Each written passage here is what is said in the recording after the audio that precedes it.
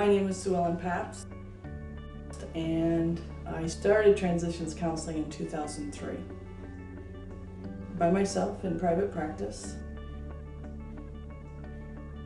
And I now have 2 other therapists that also work as contract therapists with transitions. And I also teach part-time at a community college. I teach psychology and sociology. So it's a nice blend in that when I teach, I'm talking, but when I'm a therapist, I'm really listening and absorbing. So it creates a really nice balance for me.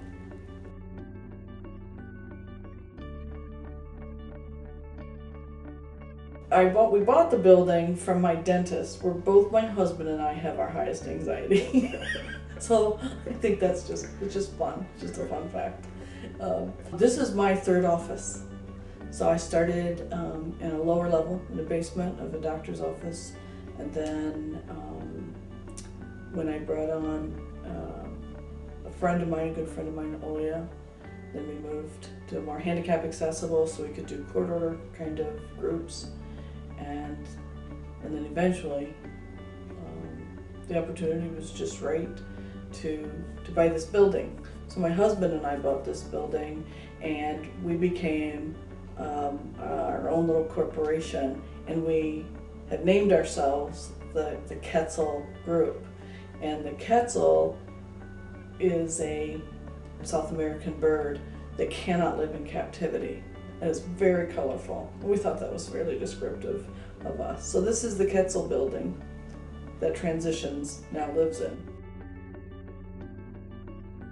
When we got in, we just decided to completely gut it and start over and recreate the interior space. And I really just I never lost sight of what I was going for, which was just a very warm,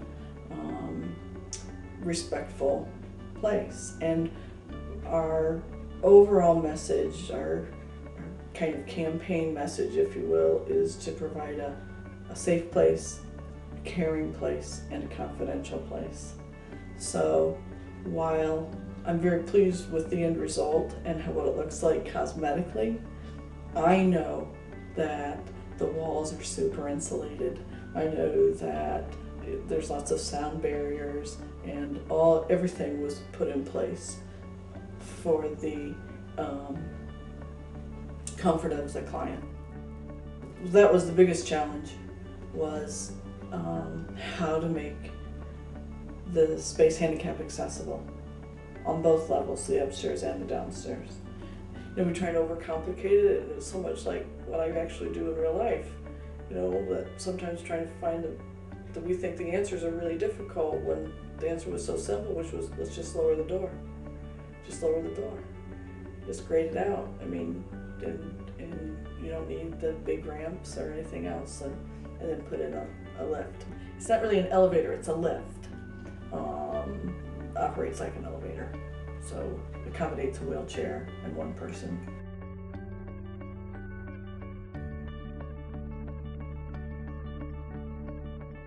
One woman said, I want to bring my blanket and come and sit here all day and just be in this place, this space. I like it. It makes me feel good. And our general contractor one day walked in, was finishing up business, and he hadn't been here for a few weeks. He was on another job, and he came back, and he said, I just feel better coming in here. Wow. And I said, well, you did it. He said, no, I didn't do this part. And I had a lot of help, a lot of friends, and good advisors, and people that understood what my vision was. At one point, in trying to just find art pieces, I was stressing about cost and money. And I said to my husband, I need to stop. And he said, oh, where did you ever get the idea that art wasn't necessary? It's sort of welcome to my home. And if you came to my home, I would offer you something to drink and a comfortable place to sit, and where can we talk?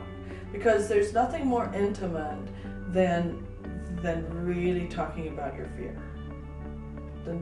Really talking about your uncertainties of self. People need to be comfortable to go there, even though they're ready to do that. I mean, they're really full of anxiety when they come here knowing what they're going to talk about.